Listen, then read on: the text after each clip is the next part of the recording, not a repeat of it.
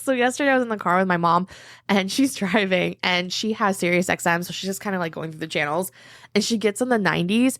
And she's like, oh my God, I love this song. You won't believe what it was. I don't know. What was it? No Scrubs by TLC. She's like singing it like her anthem. She was cracking me up. I was like, oh my God, Mom, this is just iconic right now. That's how I know that I can be friends with your mom, because you cannot be my friend if you don't know all the words to No Scrubs. Like, you just can't. I just think it's so funny. I'm like, oh my God, Mom. It's so relatable. This is also the woman, though, back in the day when she still worked for Hasbro. So at this point, I think I was just like a preteen when Flo Rida's big song came out. That one. What was it called? With the fur. Low. It was Low. Yeah. She had that as her ringtone. Never mind you, right? Because back then we didn't mind having our phone off silent, right? That was a thing to have. Now my phone lives on silent. It went off in a meeting. So you can imagine. I mean, my mom was probably like in her late 40s by then. I'm like, oh my gosh, it's just like people iconic. in that meeting must have been like, what? What's happening here? Okay.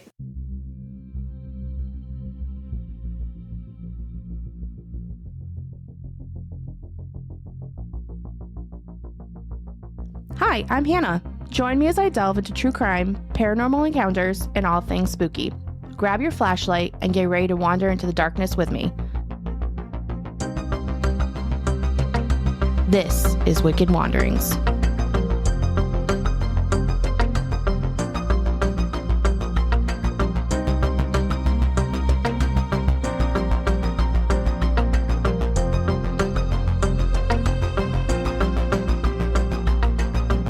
Hello, Courtney. Hi, Hannah. How are you? I'm great. How are you? Good. We are Robless. Again. Sad face. Sad face. But he's probably having a grandiose time at the Big E right now. Probably. Yeah. He probably doesn't even miss us. Yes. And then for those of you that may not know, the Big E is like the world's biggest fair, I feel. I mean, probably not the world's biggest, but It feels the biggest to us. it is pretty big. And it's a lot of fun. But And he's there's a working lot of it, good so. beer. So if you know Rob, you know that's where he's going to be at. He is working, though. He is. All jokes aside, he's a hardworking man. So He is. I know. we have gotta, during this season, we've got to give him up a little bit, but he still puts in the hours, after hours for us. So He really does. we He really appreciate does. him for that. Yay. Shout out to Rob. Shout out to Rob. Don't edit this out. We love you.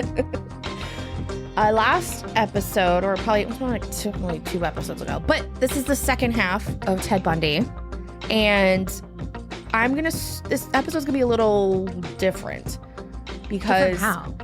because I'm gonna delve really deep into the victims. I love that. And this isn't even all the victims. I haven't even done them all. Like there's what I really like about Anne Rule with this book is that she gives details on them. Yeah. Like things about their life that That's they weren't just like a important. body that was found. Yeah, and that's so important. I feel I like think so too. we try really hard to make sure that the victims are identified, understood, and really given that kind of time that they deserve.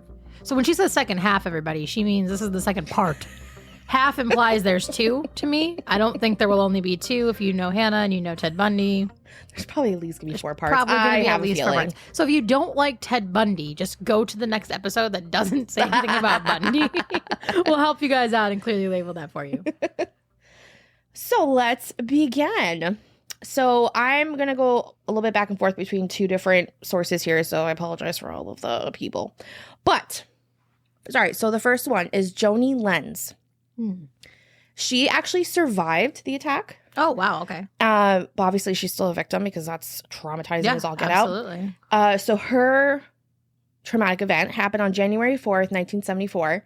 Joni was a student at the University of Washington, and she was raped with a bedpost. Oh, But she survived the attack, like I oh said. my God. Some of the interesting information that I thought about, like the whole thing that happened to her, was that it happened during the night. Okay. She had a basement apartment. Okay. Keep that in mind because there's a lot of repetitions. Clear pattern. The clear patterns. But what's also interesting is that this was happening over multiple states, right, on the Western coast. And there seemed to be nothing that was giving Ted away. And what I mean is when you look at some of these serial killers, they leave their mark somehow. Yeah. And there was nothing that stood out. Like, okay, she was strangled. Okay, her face was beaten to a pulp. Okay, but nothing that was like definitive Ted Bundy to link all of the women together. Do you think that for some serial killers, leaving their signature is like part of the power that they get from the entire thing? Like taking that ownership, kind of like, I mean, and not that I view it this way, but like a piece of art where you put your watermark or your signature on the back. Maybe for him, it wasn't so much about that. Like he was getting his power from something different. It didn't have to do with the recognition from other people. Right. Yeah, that makes total sense. Absolutely. As morbid as that sounds. Yeah. And so she lived, but she had severe brain damage from the beating that she got. So she was in a coma. And when she finally woke, she didn't remember anything. She actually was called back in by the police to try to give any identifying marks or who he was. And she's like, I can't. Like, she loved you. But yeah. So that really interrupted her whole life, unfortunately. Sometimes I think the brain also plays a role in helping you forget things that are going to be too traumatic. I mean, maybe that sounds too out there in left field, but I think sometimes the brain is like, okay, we're protecting ourselves. Right. We could remember this, but we're just not going to because we're not going to get through this. The next one is Linda Ann Healy. She was 21. She died February 1st, 1974. Healy was a University of Washington student. She was kidnapped and her body was found in 1975 on Taylor Mountain near Issaquah, Washington. So Linda Healy was also taken from a basement apartment. Okay, I see the correlation already. She wanted to work with handicapped children. That's what she was going to school for. And I knew that would just like... It just tugs the tugs a little extra at my heartstrings for the obvious reason. Yeah, so I really liked that one. Donna Gail Manson. She died March 12, 1974. After confessing to Manson's murder, Bundy said he burned her skull in Liz Kendall's, his girlfriend's, fireplace. Oh my gosh. Yeah. So Donna Manson was a small woman. She was only 5 foot. She only weighed about 100 pounds. And that's also a pattern you're going to see with a lot of these women. They were very, very petite. Okay. Very tiny. She was a gifted musician. She was a flutist. Flutist. Yes. That's a fun word to say. Flutist. And it was not abnormal for her to just go off for a few days. Okay. So she was not reported missing right away. More like a free spirit. Yeah, very free spirit. Big hitchhiker. Okay. She sometimes would hitchhike and then she would have these grandiose stories to come home. You said this was the people. 70s, correct? Yes. That makes sense. That wasn't it wasn't looked at the same way that we do now. Right. So yeah, it was not abnormal for her to go missing, which honestly that happens with a couple of these women. Like, oh, there she goes off. She's a free spirit. Right. Looking for adventure. The next person is Susan Rancourt, and she was 18. And she died April 17th, 1974. Rancourt was abducted on campus at Central Washington State College, and her skull was later found near Taylor Mountain, where Bundy placed several skulls over the years. So to talk a little bit about Susan Rancourt, she differed from the other victims. So we've been looking at women with brown hair. Right. And she had blonde, long hair. Okay. And blue eyes. And he did have a physical type. I remember talking about that last time. Yes. He had a very distinct physical type. Yes. So I don't know with this one if it was just opportunistic. Wrong place, wrong time. Yeah. She saw something. Yes. So she was working a lot to pay her way through school. So a lot of these women were attending college. Yeah. He liked those college campuses. It was easy for him to get young females. His type, yeah. Yep. His type, yeah. And also there was a lot of talk about the areas that he was going into. And especially in Utah, they were big Mormon societies where women weren't scared to leave their homes. And something interesting, too, is that I actually talked about Bundy with my mom one time, and she couldn't even talk about it because it was just that time when she was growing up where, like, it freaks her out still now. Because she remembered the moments when he was out there and they didn't know who he was. Right. And even though it was happening on the Western Coast, most of it, doesn't mean he can't travel. So and the inspiring piece of serial killers, right? I mean, how often do they have those moments where they're like, this is not the work of the serial killer we thought we were chasing. This is somebody else who's trying to be like them. It's a copycat. Which is scary too, because you're putting all that media coverage up to try to catch the person, and you're giving these other people kind of some ideas of things to do. The next victim is Roberta Parks, and she was 20. She died April 17th, 1974. And Parks was abducted from Oregon State University, and her skull was found during the same search of Taylor Mountain that found Susan Rancourt's skull. Bundy said he raped and killed her. That was 2 April 17th. The one before that was April 17th, wasn't it? It was. Actually, that's something I talk about. Sorry to get ahead on you. No, don't. It's okay. So Roberta Parks, people close to her wondered if she committed suicide. Okay. That was another reason why people weren't surprised if Was she there went missing. like indicators for her? Yes. So I guess she could be going these depressive states. Okay. It sounds like she really tried to live a happy life. Right. But no, she was killed by Bundy, but that's why she wasn't reported missing right away either. Our next victim is Brenda Cara Ball. She died June 1st, 1974. Ball was abducted from a town south of Seattle. Like many of Bundy's victims, her skull was also found at Taylor Mountain. That seems to be his spot. Right. Brenda, Just the skull. Yeah, I guess so. I think it was probably, it seemed like where he was dropping bodies, it was pretty dense forest, so I wouldn't be surprised if just animals just took bones away and stuff. Makes sense. Brenda was a free spirit. It took 19 days for them to claim that she was missing. Wow. She was very petite, which goes with the MO. She was last seen talking to some handsome brown-haired man with his arm in a sling. Yes. Which is another thing that's going to keep coming up. A man with arm in a sling, or he having a cast on his leg. So he was definitely trying to work some kind of, I'm injured, I need assistance. Right. Because he was also, it sounds like, preying on women who were compassionate. Yes. They were free-spirited. They had Right. that. I mean, the one woman, I'm sorry, I forgot her name, was wanting to help handicapped children. I mean, Yes. it seems like he was going after a certain type of small person, big heart kind of thing. Right. And also with Bundy, which we talked about in the other episode, like he was a pretty clean-cut man. Yeah. Handsome man with brown hair, right? That he was very charismatic. He was very intelligent when he spoke. So he didn't come off as that creep. Right. That you would you imagine. think, Yeah. right. When you're imagining a serial killer who attacks young women, you imagine a creep. Like when you think Robert Pickton, okay, like he looks like a creep, but Yeah. Ted Bundy just didn't. Right. A sheep in wolf's clothing. A Yeah. wolf in sheep's clothing. Yeah. George Ann Hawkins is next. She went missing June 11th, 1974. Hawkins disappeared while walking to her boyfriend's house, and her body has never been found. Bundy confessed to knocking her unconscious and then killing her. So with George Ann Hawkins, she was a good student. She was big into Greek life, as was her boyfriend. So when, I don't know much about Greek life in college, but it sounds like when you have Greek row, all the houses are in a row, right? Typically, yeah. Obviously in a row, you know what I'm talking about. And so she was in one, and then her boyfriend was in another. And it was only the span of like a couple hundred feet. Yeah, the house is usually like the frats on one side, Right. fraternities on the other side. So she went to go visit her boyfriend one night, and then afterwards she said goodnight, left, and literally like people like saw her outside of their windows, like, oh, there she is walking home. She went missing 90 feet from her house. Like literally she was almost home, and then she went missing. That makes you wonder, like, was he strategically targeting these people, or was he just, hey, I'm going to be in that area. If something comes up, it comes up. It seemed like it may not have been a long-term stalking, but some other victims that I'm going to get into, he seemed to almost, what's the word I'm looking for?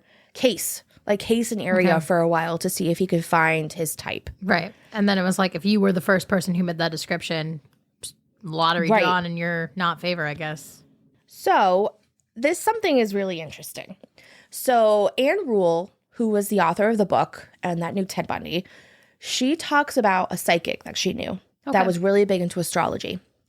And what's interesting is that this psychic was trying to find a pattern with all of these missing women. And she contacts Anne Rule, and she's like, I think I found a pattern. And she's like, all right, whatever. So she said this person, because I didn't know it was Ted yet, this person has only been attacking during these 3 moon cycles. And she's like, I have an envelope here, and you cannot open it until such and such date. And she's like, I want you to give it to one of your detective friends. And so Anne's like, listen, these cops are not going to believe this. They don't believe in astrology. She's like, please just humor me, give it to them. You'll find someone. So Anne Rule ends up going to this conference. And this big conference for cops, I guess you could say. Like, Cop I don't even conference. know. Yeah. And she's sitting there, and they're all talking about these cases of these missing women. And the gentleman up there is like, listen, I will take any any lead you can give me, even if it's something from a psychic. And so Anne has this envelope in her pocket. Burning She's a like, hole in her pocket. I might as well. She's like, I'm going to get laughed at by these guys because already she's a woman, right? And they're like, okay, whatever. And so she gives it to the gentleman, and she said, you cannot open it until this date. And just hold that thought, and I'm going to go over some more victims, and we're going to come back to that. Remember that, everybody. Remember that there's an envelope, and we're not allowed to open it. Our next victim is Janice Ott, and she was 23, and she died July 14th, 1974. Ott was also abducted from Lake Sammamish State Park on the same day as Denise Naslund. Her body was also found in the same location in Issaquah. Okay. So Janice, she went to this local beach, which seemed to be a lake beach, to get some sun. And she was approached by this man with an arm sling. And he's like asking for her help. He's like, I got to get my boat attached to my car, but I only have one arm. Is there any way that you can help me? Of course, she goes with him, and no one sees her again. Her husband was actually away at some, I think it was like a basic training, military training, and he was waiting that night for a call from her. He's like, my wife always calls me at night. Why am I not hearing from her? And so he ended up falling asleep, and he says distinctly that he heard his wife calling his name and basically calling his name and saying, asking for help, like, please help me. And then he woke up and he got the phone call that his wife was missing. Wow.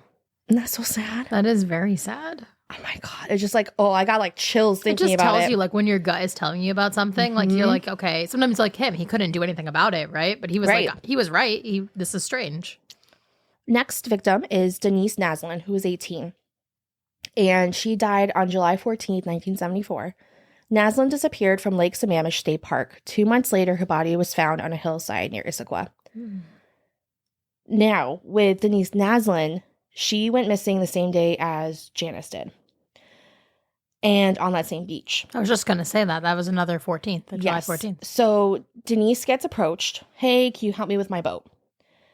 And, of course, again, all right, go and help. And, of course, she went missing. What is really interesting about this is that they happened 4 hours apart. Okay. I'm thinking about this. I'm like, why? Why two women in one day? At the same place. At the same place. So I thought that was very strange. It makes me wonder, like, the dynamics of that place. Is it a crowded place? Is it a desolate place? It sounded like a hot spot. Like a hot spot for people to go to during the summer. Okay. So there were tons and tons of people. Maybe there was just more than one person who met his type. So he was like, maybe. Well, the opportunity's here. I mean, that sounds ballsy to me. To me, too. It's almost like he was seeking that adrenaline. Yeah. Well, remember that envelope? Right. That envelope was the prediction of another victim during that weekend, and then there were 2. So not only was the psychic correct, she was correct times 2. Yes. Now, again. So was the date of opening the envelope like on the Monday after that? Stay with us. We'll be right back.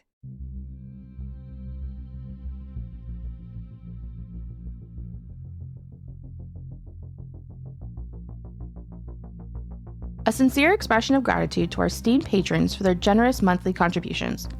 Lynn, Sarah, Courtney, Stephanie, Kate, Karen, Ashling, Mark, Jake, Brooke, and Margie.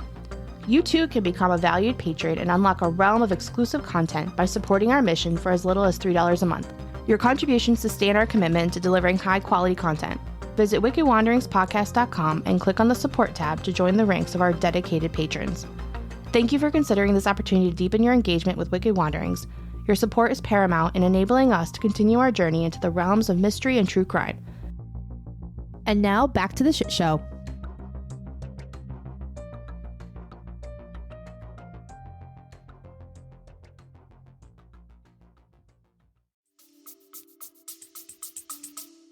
It was, the envelope said, between that Friday and Sunday, there's going to be another murder.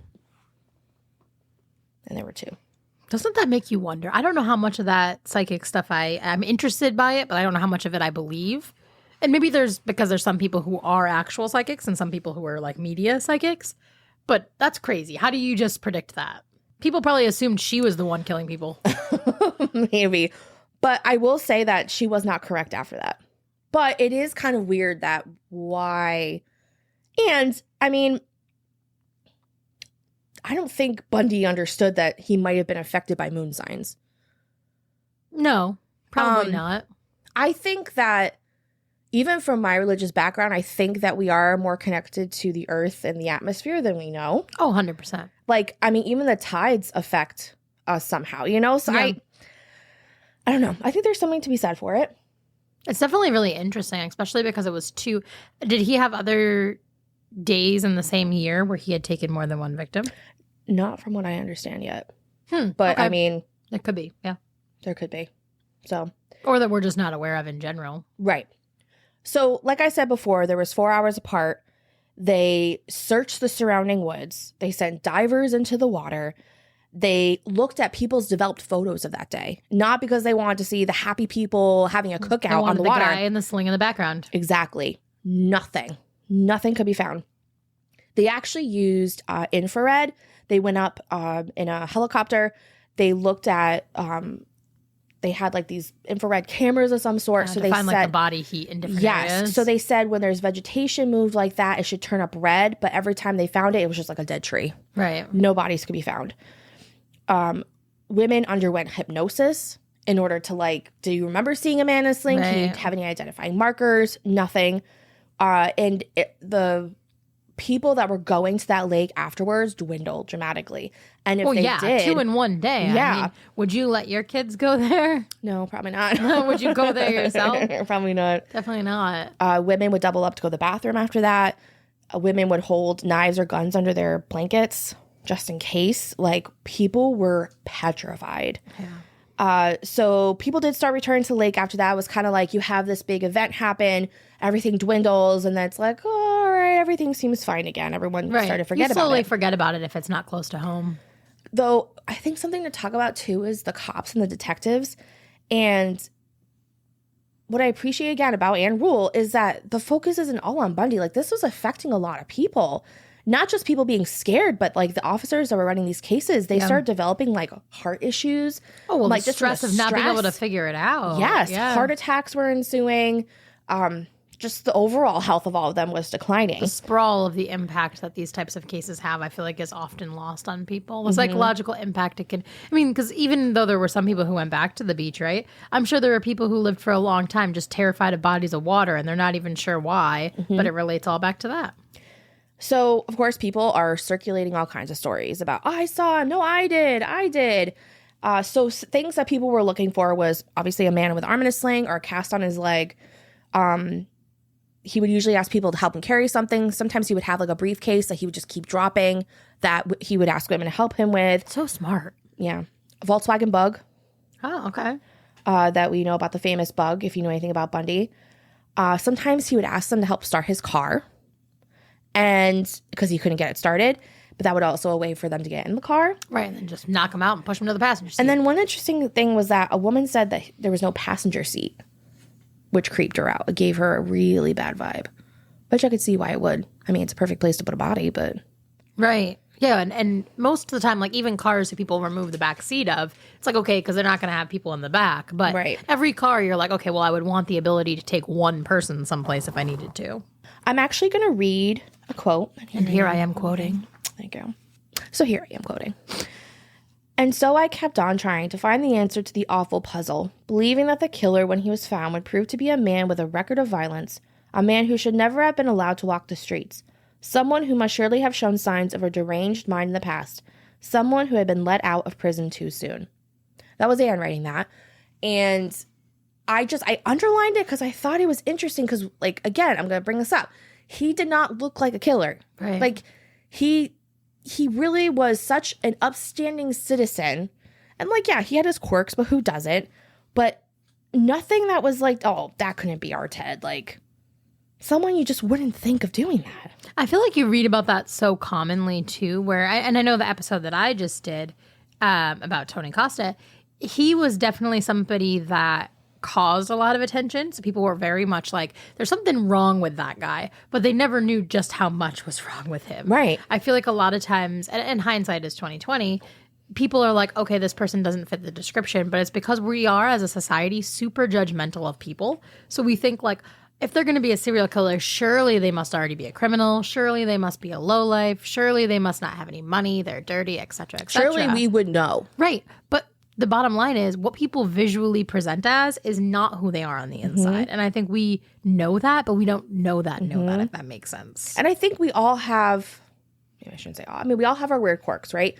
But I think when you're not looking at everything put together and you're just seeing the puzzle pieces, you disregard it. Yeah, absolutely. I mean, somebody could look at the fact that you and I sit here for fun on a Sunday and do this, and they could say, well, those two girls, that's a red flag. Sus. Sure. And you know what? Honestly, if somebody else had said that, I'd be like, you know what? You're probably right.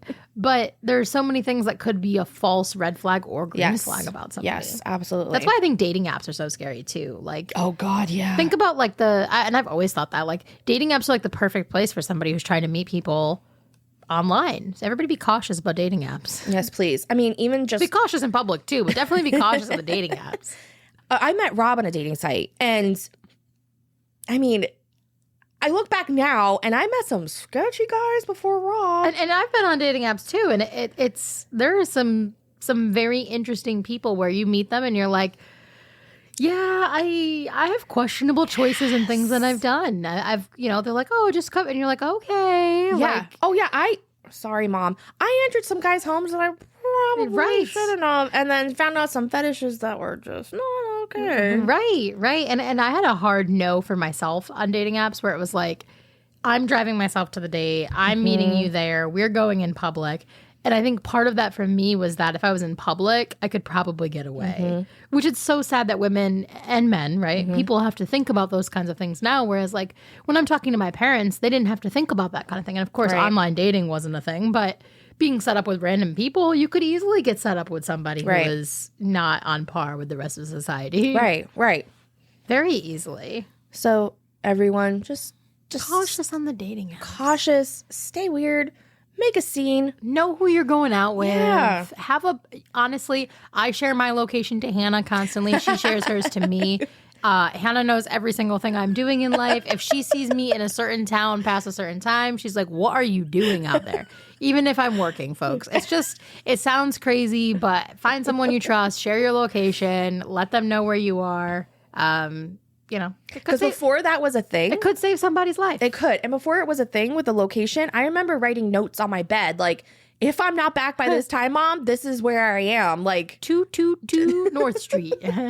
Just so you know. Right. And now it's easier. And of course your phone could always be put someplace else, but I have friends who are out there doing their thing, and they'll share their location just for the day even. Hey, I'm going out with this guy. If I'm not home by this time, I want you to call me with an excuse so I can go home. Absolutely. So stay safe, be weird, okay? Dating advice, as told by Hannah and Courtney. So Anne at this point was in her feels, as I'm going to put it. In her feels, got it. It couldn't be her Ted.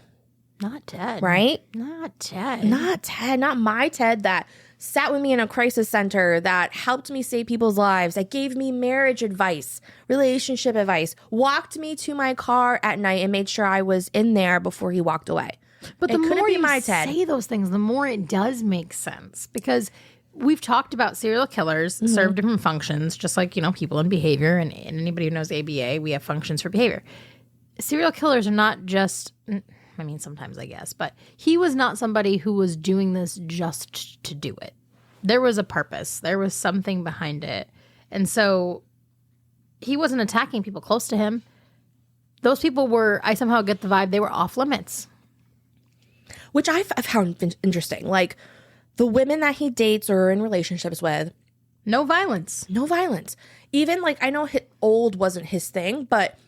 he had these women with children in his life or older couples. And he respected them. Yeah. And he loved them, and he really respected them. Yeah. He gave them advice. He protected them.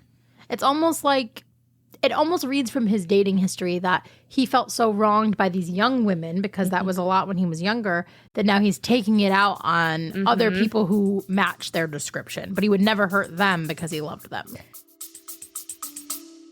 Stay with us. We'll be right back. Before we get back to the podcast, I want to let everyone know that we have a new design in our store. It's a t-shirt design inspired by one of our fans, and you can get it today on our website. As always, our merch store is what keeps us going, so thank you for all of the support. We love you all.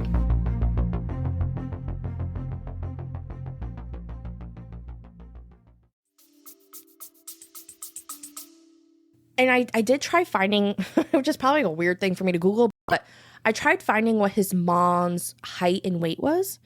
Because really, but I mean, she did have him young, right, young. And was she dark haired? Right. I was like, how much did she weigh? Was she petite? But I couldn't find it. So right. Sometimes people will do the opposite. Sometimes people will, really those mommy issues deeply rooted. I mean, going for the same type. Right. Because it sounded like he respected his grandparents, especially his grandfather. So I'm like, they did a lot for him. They did. So I'm like, maybe it's a mommy issue. Could be. But it's definitely an issue. It's definitely an issue. Definitely an issue. So Anne knows people on the force, right? So she contacts someone and she's like, can you look up Ted for me, Ted Bundy, to see if he has a car? She's like, because I know he doesn't have a car, but can you just see? They're like, yeah, sure. So they look him up. Sure enough. Got a car. What does he have? Bug. He has a bug. She's like, no way. There's no way, you're joking. And he's like, no, really. Like, I see a Volkswagen Bug registered to Theodore Bundy. So this, of course, puts her like in the weirdest situation, right? And so the guy's like, all right, I'm going to go on patrol, go to this address. Sure enough, he doesn't see one, but he ends up on a list. It's there. He has it in the system. Right. And Ted at this time wouldn't show up for work sometimes. He would say he was sick. So he was acting irregular. Which, of course, I'm sure those days lined up with the missing women. Right. But probably document keeping wasn't. Probably, right? Because the suicide hotline probably has a ton of employees who work this wasn't even the suicide hotline at this point. This was his regular job. This was a different job. Okay. Yeah, the suicide hotline's done. This is a different job. And they just were like, oh, Ted, like, you got to show up for work. Yeah. So, remember Meg, who he Yes. was dating? Yep. Treating like shit? Yeah, okay. So, Meg's friend shoved a newspaper in this girl's face, and she was like, does this guy look familiar? Because at this point, I'm sure there's been sketches or descriptions, and they're like, and because people are like, I know his name was Ted because he was giving a real name. And she's like, this is your Ted. And she's like, no, it can't be. Like, poor Meg. She was head over heels for this guy, giving him money, giving his time.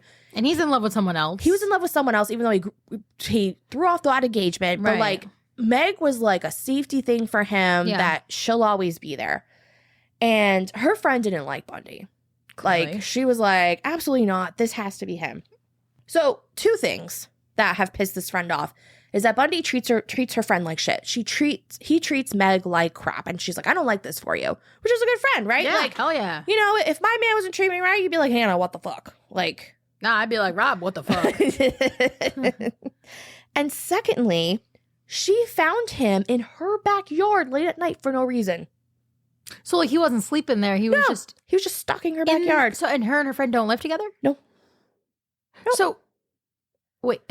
Yeah. Mm-hmm. I would have called the police for starters. I don't know if she did. Because to me, that's just extra weird. And I feel like I'm trying to put myself in the perspective of Meg, right? She really loves this guy. She thinks he's the one. There's lots of red flags. We've all been there, right, ladies? We've all been there. And someone's telling you, no. And she's the mother of a child. So, like, how do you look past he was lurking around in my backyard and you don't live together? All it said was that he didn't have an excuse to be there. So I'm curious what he possibly could have said. A lot. Like, it's not like it was Meg's house where he could say, I thought I dropped my keys yesterday when I was leaving, or he was looking for a lost dog. I don't know. I don't even have any guesses. Okay. So Meg's friend has some justifiable reasons not to like him. Got it. And it really deteriorated their friendship, unfortunately. Oh, I'm sure.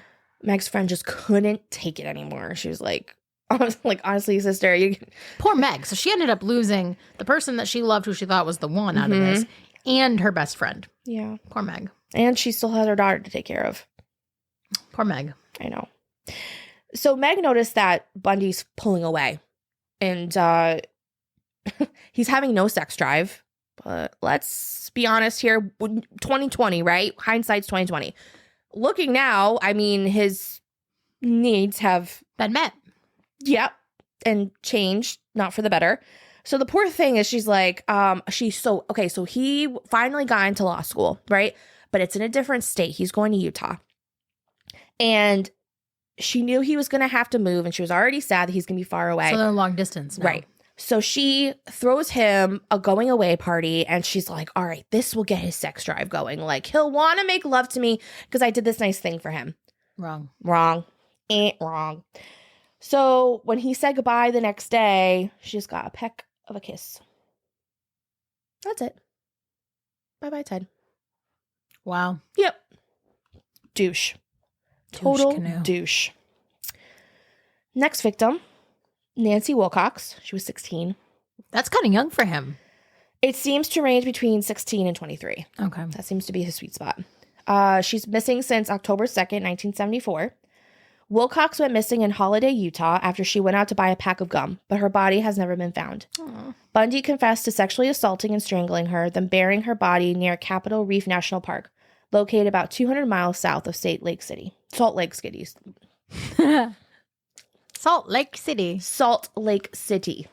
Next victim is Melissa Smith. She was 17. She died October 26th, 1974. Smith, the teenage daughter of the Midvale police chief in Salt Lake City, Oh boy. was raped and beaten by Bundy, and her body was found in the mountains nearby. So a little bit about Melissa. So interesting. Anne didn't always talk about every victim. But I'm trying to give a little back story on some of them. She was getting ready for a sleepover. And obviously with her father being a cop, he wants her to be careful, right? So she was getting ready for this sleepover.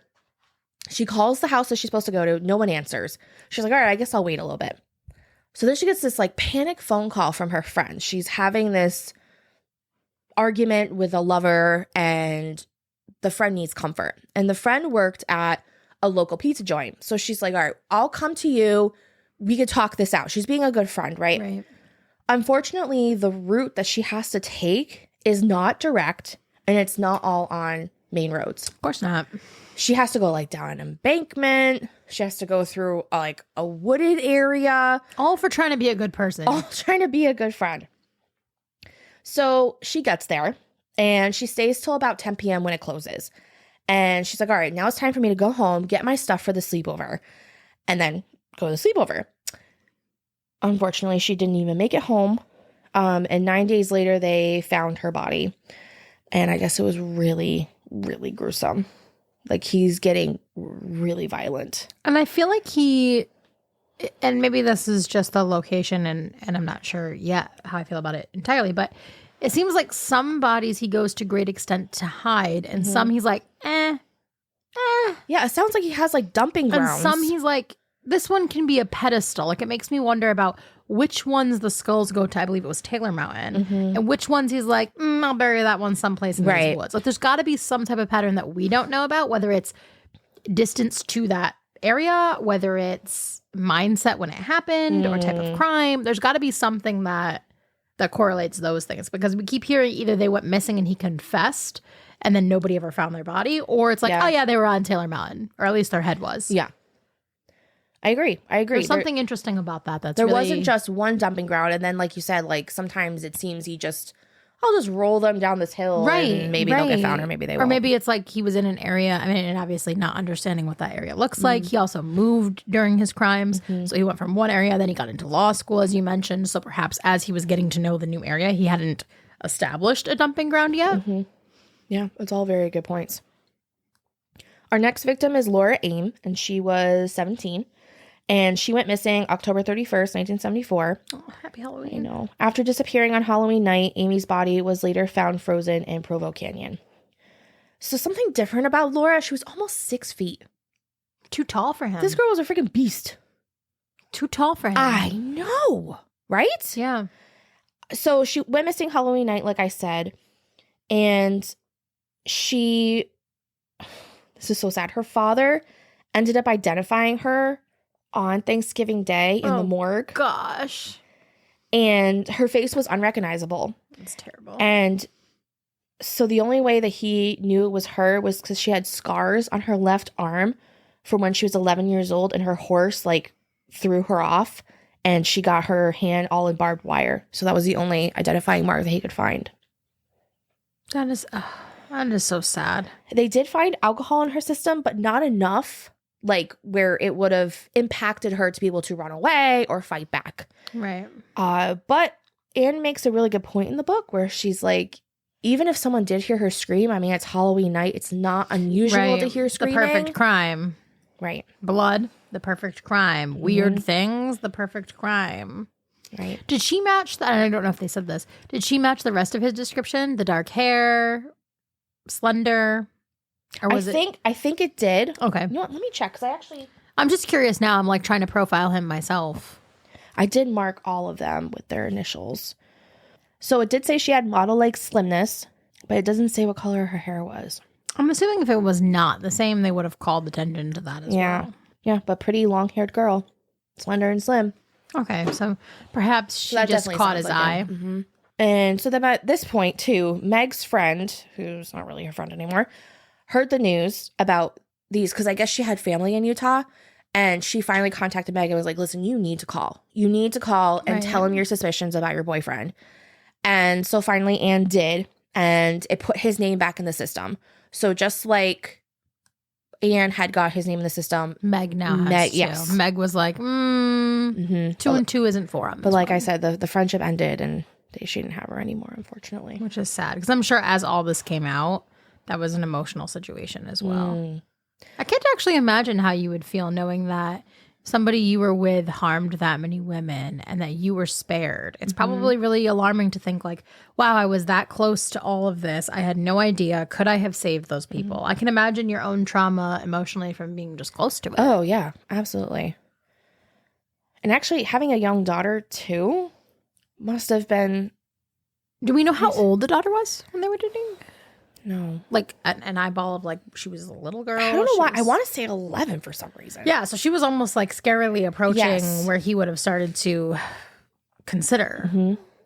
Which makes you wonder, like, was he just staying with her for the money piece? Was it... Honestly, she was processing her own trauma from her ex that went to federal prison. So, oh, poor Meg. She doesn't want to be like, no, there's no way I made the wrong choice twice. Yeah. Our next victim is Carol DeRanche. She was 18. She survived the attack. Okay. So it's only 2 now so far who have survived. Yes, only 2. Yep. November 8th, 1974. In the Ted Bundy tapes, which that's italicized, so it's something you can look up if you want to see it or read it or watch it. The Ted Bundy tapes, that was. Thank you. Whoever you want to do. We can put the link in the show notes. Thank you, Courtney. DeRanche says that Bundy identified himself as a police officer, told her that her car was broken into, and asked her to go down to the station. As he attempted to handcuff her, she fought off Bundy and escaped. So she gets approached. She goes to the mall. She loves going to the mall. It was around like 6:30 p.m. And she decides to go into Walden Books, you know, like a book girly does, Girl right? after her own heart. And this gentleman just like comes up alongside her and was like, hey, are you driving such and such car? Yeah. Can you tell me what your license plate is? So she does. I would have said no. And he's like, yeah, I think my fellow cop friend is detaining someone that tried getting into your car. And she's like, okay, this is very strange. Like, how did you know I was the one driving that car? Right. And if he wasn't in uniform, again, ladies, be aware of your surroundings. Don't go with a random man. So he knew too much, which was freaking her out. But like you said, he cases them. Right. So she walks out with him. She's like, can I see your ID? Right. He just laughs it off, keeps going. Again, I would not have left the Walden Books. So she asked him his name, and he claimed to be a police officer, gave her a fake name. So this time he did not address him as Ted. Normally he says Ted, yeah. Right.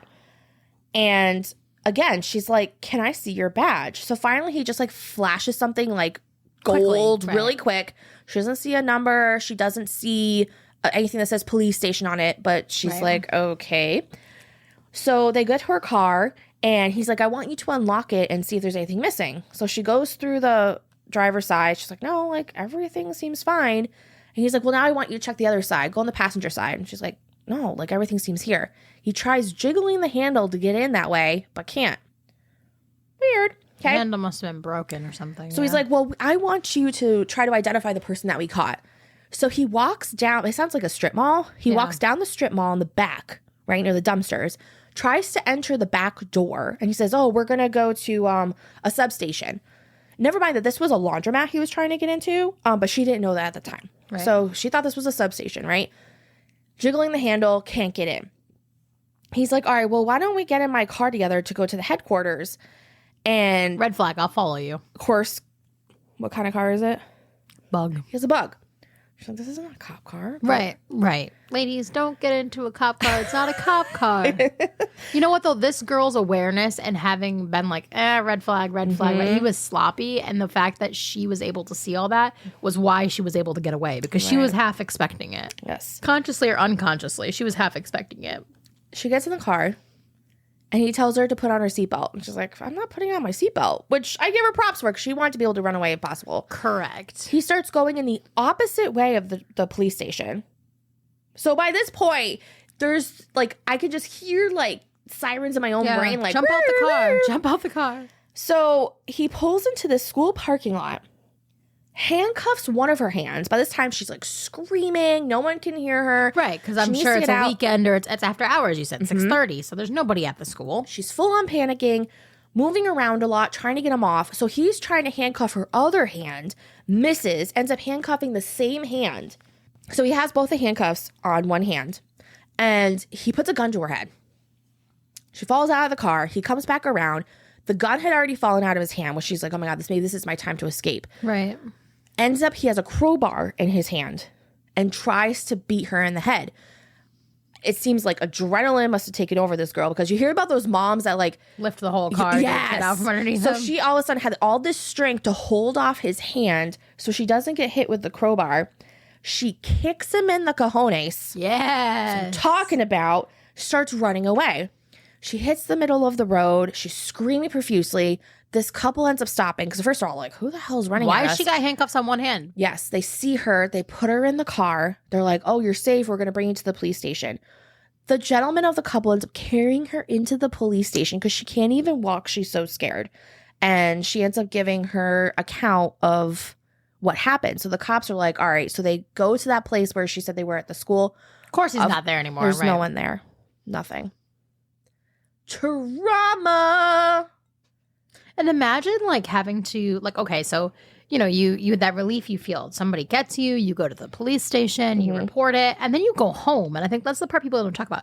And then you go home, and this person, you know what they look like, and they know what you look like. Yeah. They know what you were driving. So if your car is registered to yourself, or she was young, so to her parent, he now can figure out where you live. He can show up at your house. I mean, you're talking about a whole world of being afraid.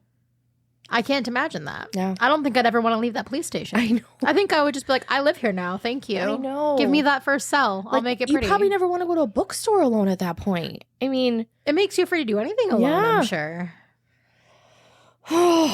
but she made it out alive, which is a blessing in itself, unlike the poor other women. Right. So it's only two, just to highlight again for everybody. It's only two people who have ever survived so far. The next one is Deborah Kent. She was 17. She died November 8th, 1974. Bundy confessed. Same day, November 8th. Yeah, you're right. That's the same day again. You are so right. Good catch. I didn't see that. He's got a lot of duplicate days happening in Yes. But I'm sure by this time he had an itch. there. Yeah. At least the first itch. And I'm sure the other girl was first. So when she got away, he was like, shit. Like, I have to get this itch. Yep. So Bundy confessed to murdering Kent and burying her body in the same area as Nancy Wilcox. Was it more violent this time again? I'm assuming when somebody gets away, he probably takes that out on the next victim. So I think that was the same for his last pattern. If you think about it, somebody had... Well, something that I actually just noticed since you mentioned it was the same day. So it ended up happening at a school. Which I didn't notice it before. Arrive at the same school? So Deborah ended up attending like a musical at a high school with her parents. Okay. And her little brother didn't want to go, so they dropped him off kind of like at a skate park type thing where he could be with his friends. Yep. And Bundy was found inside of the theater in this school, and he actually approached someone backstage at first, and he's like, I need help, something with my car.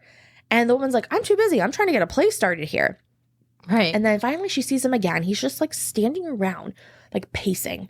Like Itching. It was odd. It was an itch. It was definitely an itch. It was like, that woman didn't fall for it, and now I need to find a third woman to approach for the day. And she's like, why is he here? Right. He's too old to be a student, musical. too young to be a parent of a high schooler. Why are you here? I know you're not helping. Creepy. Yes. So the play went longer than expected. So Deborah's like, why don't I go pick up my younger brother? You guys finish the play. I'll come back and get you. And her father had apparently suffered a heart attack not too long ago. Okay. So for her not to come back was strange. Apparently she never left. So when she didn't even get in the car to leave to go pick him up. The car was still there. Outside. Oh my gosh. The car was still there. The family, both the brother and the parents, were like, what the hell? Why is no one picking me up? Right. So they called the cops, and they actually found the key to the handcuffs in the parking lot. The same key. The one that was on the other girl's wrist. And it fit that, because they took the handcuffs off, it fit it. So they were also saying, like, Smith & Wesson. Right. They actually have handcuffs too, which I dn't know. I thought they were just their own company. No, they do that and the guns. So those handcuff keys don't fit the official police handcuffs, like Smith & Wesson. So it's probably like those cheap ones you can get like a store somewhere, right? But it fit those keys. They're like, okay, that's interesting. But there's like nothing else that showed us. And from the girl before, they tried fingerprinting like the doorknob he touched at the laundromat. Nothing. Right. Fingerprints on the handcuffs. Nothing. Everything was smeared. From what I know, no. It sounds like they really tried everything and nothing. And that's tough too, because if he was at a school during the time of a play, if he had touched any doorknobs or things, tons of people that day alone have touched them. I guess the neighborhood apartments had heard a scream around like 10:30, but they walked out into the parking lot and didn't saw see nothing. Anything. No. And like, I mean, if you live in a neighborhood where there's people, I mean, I do, and I live in a relatively like commercial and residential area. Sometimes people drive by and they just shout just to shout. So if I went outside every time somebody shouted, I would be outside like 3-4 times a night. Right. Living in the city, there's so many noises I hear. Oh, at Hannah's house, I just disregard it. Yeah. I mean, there's people out there screaming right now for all we know. Yeah. We've got headphones on. Right, exactly. So it's not uncommon for people to just be like, oh, okay, I didn't think much of it again. Right. Haunting. So Ted is in law school, as we know. He's doing shitty. He can barely keep a C average. I mean, he's spending most of his time killing people, so. Right, exactly. His grades are just going under, which is unlike the earlier Ted we talked about that was an exceptional student. Very he dedicated, was brilliant. Yeah. Wanting to learn Mandarin because China was the future. Right, right. This is not the same Ted. He was seen drinking a lot more. He wasn't faithful, as we know, to Meg. And though he would get really angry if Meg was not home when he called. So he was controlling. So he wanted her home, and he wanted her to be available to him 24/7. Available and what's the damn word I'm looking for? Compliant. Faithful. That was the word. Well, yeah, I'm sure that was like a home base for him, secure. And her ex-friend would still get phone calls from Ted. Where is she? Why isn't she home? Which I'm sure pissed her off even more. I'm sure. She's probably like, the fuck if I know. It's your fault. November 18th, 1974, Anne Rule talks about a surgery that she had to have. I don't know what the surgery was, but her mom had to come and watch her children, right? Okay. She had to be put under. She wakes up from the surgery, and her mom's like, you got a really strange phone call. And she's like, they asked for you by name. Because at first she was like, oh, strange phone call. It's probably like a wrong number or whatever. Right. She's like, no, they asked for Anne by name. She said it was a man. Like I said, asked for her by name. Wouldn't leave a message because the mom's like, she's not available. May have been drunk. She said he was disoriented. He was panicky. He was talking really fast and hung up. I'm assuming it was Ted. I assume so too, because they were close and he had given her advice. So perhaps he had done something or he just needed her advice. Because she said like he was maybe in the back of her mind, but she hadn't seen him in a while since like a Christmas party that they went to. Right. And I think like that's like any old coworker. I used to work at Old Sturbridge Village, and there are people who I definitely think about from time to time, but I don't talk to them all the time. The last victim I'm going to talk about for today, and we're going to have to wait for a part 3, everybody. I know everybody's excited. So the last victim we're going to talk about today, her name is, I think it's Karen. It's Caryn. Karen, yeah. Yeah? Yeah. Campbell. Karen Campbell. She was 23. She died January 12th, 1975. Campbell was heading to her hotel room in Aspen when she disappeared. Her body was found naked and beaten next to a road. So, I don't know why this one just tugs at my heartstrings. She was young, but she was engaged to an older male who was a doctor. He was a cardiologist. Okay. And he had 2 children of his own from a previous relationship. Okay. And she basically just, all she wanted to do was get married. She wanted to start her life. Right. And her fiance at the time was attending this cardiologist convention. Convenient. In Aspen. So she's like, great, let me and the kids go. We'll go skiing while you're at seminars. So they all get together that night for dinner. And she's not feeling well. Everyone's having a cocktail. But she's like, oh, I'm just going to have my stew and a glass of milk. So they all end up hanging out afterwards in like kind of like the lounge lobby area. And the kids are doing their thing. He has a newspaper. And she's like, I'm going to go upstairs and get that magazine I want to look at. And she has the only key to the room. Okay. So supposedly she goes upstairs. She talks to a couple other doctors that she had met and goes right up to the room. She's taking forever. He's like, why? Something that should take her 10 minutes. Why is she gone this long? Right. And I guess after she had talked to those doctors, she never even made it back to the room because her husband got concerned. He's like, I know she wasn't feeling well, or her fiance, I should say. Right. So he went back to see if she was okay. He went back to the room because like the kids are getting restless. But he couldn't get in because she had the only key. Correct. So he's knocking, waiting for her to maybe come out of the bathroom. He had to get the lobby person to let him in. Exactly. So he finally he's like, oh my God, maybe she fainted. And the magazine is in there, but she's not. Right. Magazine's in there. Nothing's tussled. Everything is the way it is. He must have grabbed her or something. Because there was no sounds heard. So Ted must have said something to make her trust. She went with him to do something, to help with something. That's obviously his MO. But like, why was he at this hotel, this skiing one? Yeah, that seems kind of different. Cardiologist convention. That's very different than, unless he was casing someone else and the opportunity presented itself, right? Maybe. Because he goes after younger women who seem to be in their studious phase. I almost feel like for him, he likes to be the head honcho. Like he likes to be the guy who knows all the stuff. Yeah. So I don't think he would go for a woman who was a cardiologist or who was a doctor. Unless he was casing her the whole time. I mean, and then there's that, right? He also, that was his first flip out of the 16, 17 range. Because the last few were 16, 17. And then he went back up to 23. I think she was the oldest. We had a couple 22-year-olds, I think. A 17-year-old. Couple 16, yeah. 16 to 17, something like that. Yeah, but I really focused on the victims this time. Yeah. And I know I still have a couple more to go. But I think telling their story is just as important as explaining Ted's. So, if not more. If not more, right? Absolutely. It's definitely a hard thing to swallow, I think, hearing everything. Yeah. I think it's so easy to have like a list of names, but hearing what their stories are, and I don't know, I think it's because September 11th just passed. Yeah. But you have walls with their list of names of the victims of that day. But if you hear their stories, it just makes it so much more impactful and sad. So yeah. And talking about that sprawl again, too, of like how many people were actually his victims, directly or indirectly.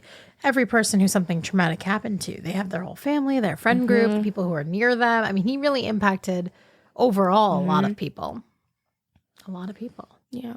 Well, thank you, Hannah. I look forward to part 3. Do you want to do your state card? Oh, here? yes.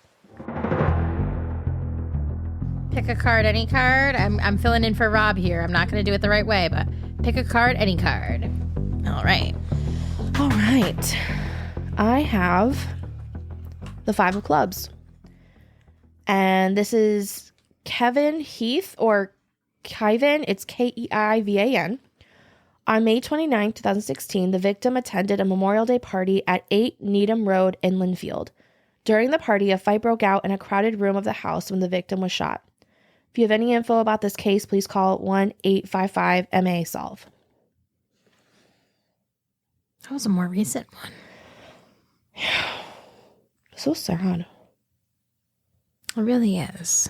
Especially when there's that many people there. And no one knows. Right. It makes you wonder about what kind of happened if it was a bigger... I don't know much about Linfield, but... Me neither.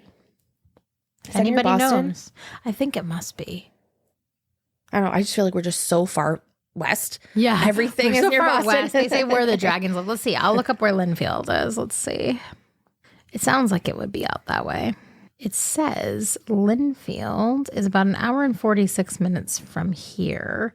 It is sort of near the Boston area. Okay. It's kind of near it's between Lawrence and Boston. Okay. Kind of southeast. Okay. So it's over there. It's kind of closer to Salem, actually, in Peabody. Oh, okay. So it's out in that kind of area. So yeah, definitely more city than what we're used to. Yeah. Bigger house party, I guess. Yeah. To me, a house party from the Berkshires is like 6 people in your living room. So you would definitely know. But if anybody knows anything for Kevin, just call the number. Yes, please. Well, thank you, Wanderers, for dealing with my Ted obsession and being on this journey. Cannot wait to do part 3. Me too. I'm really looking forward to it. I really want to buy the book, but I'm like, I can't buy the book until after Hannah's done, because then I'll be like wanting to say things and I'll be ahead, yeah, I do appreciate that. So I'll buy the book after Hannah is done with her 13 million part Ted Bundy. It's a good book. I'm thinking of buying every Anne Rule book she's written. Has she written other things too? Yeah.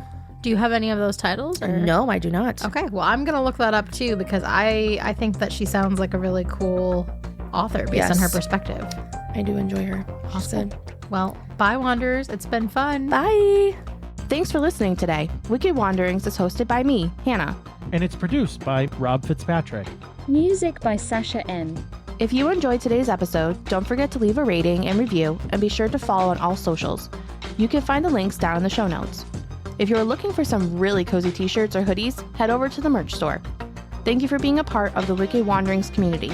We appreciate every one of you. Stay curious, keep exploring, and always remember to keep on wandering.